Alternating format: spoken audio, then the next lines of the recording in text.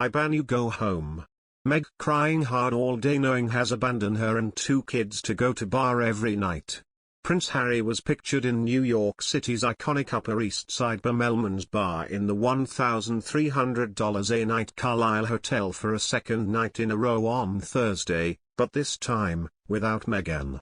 With his security by his side, Harry, 37, blended into the crowded bar, arriving without ceremony shortly after 5:30 p.m. to the melodic background of a jazz pianist.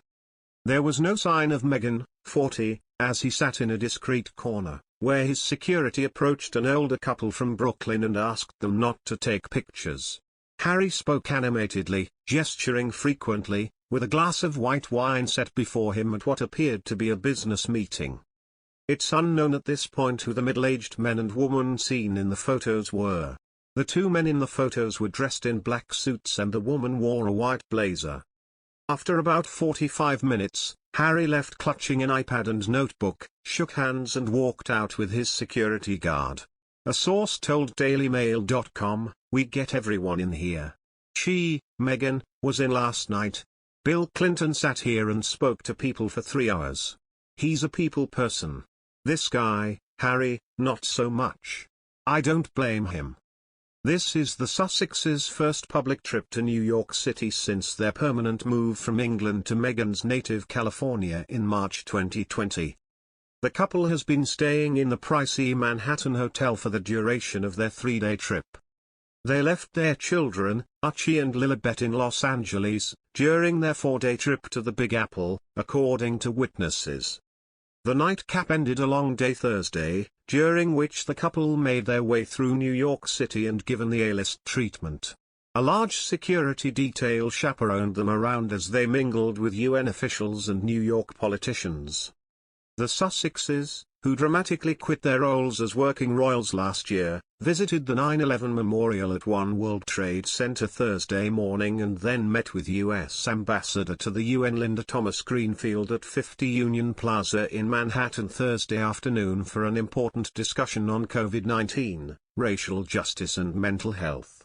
Harry and Meghan spent hours at the somber 9/11 memorial less 2 weeks after the 20th anniversary of the terror attacks. They were joined by New York Governor Kathy Hochul, NYC Mayor Bill de Blasio, National September 11th Memorial and Museum President Alice Greenwald and Patricia Harris, CEO of Bloomberg Philanthropy. While atop the One World Trade Center, Meghan smiled and said it's wonderful to be back in New York, almost exactly 2 years from her last visit in September 2019 when she cheered on close friend and tennis star Serena Williams at the US Open. Afterwards, the Sussexes came back down to ground level, and posed with Hochul, de Blasio, the mayor's wife and son for another photo. Meghan and Harry parted ways with the lawmakers at the entrance to the tower to then visit the 9/11 Memorial Pools and Museum.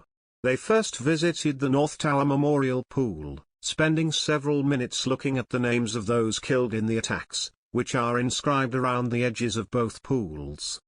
Harry was seen putting a protective arm around his wife as they paid their respects at the monument. They then walked to the nearby South Tower Memorial Pool, chatting with Greenwald and Harris, before taking a moment of silence in front of a wreath next to the survivor tree. The Sussexes then went into the museum, which sits underneath the reflecting pools, and offers a comprehensive retelling of the 2001 terror outrage. They spent around 30 minutes inside before they'd driven to their next destination in a black Range Rover.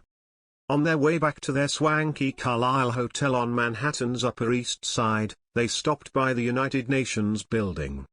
They left the UN around 2 p.m. to visit the World Health Organization headquarters at 885 2nd Avenue, where they emerged carrying both WHO documents and documents featuring their Archul Foundation branding.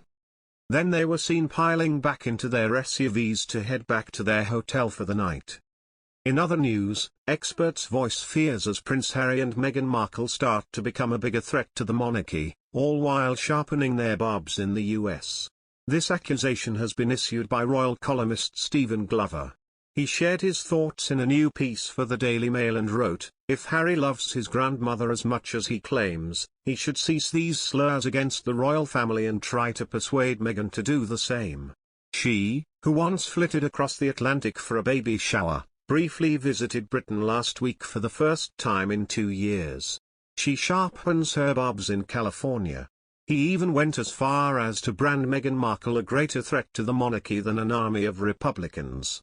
Before concluding, Mr. Glover claimed, "How ironic that their fame and wealth derive from their association with an institution they seem to hate."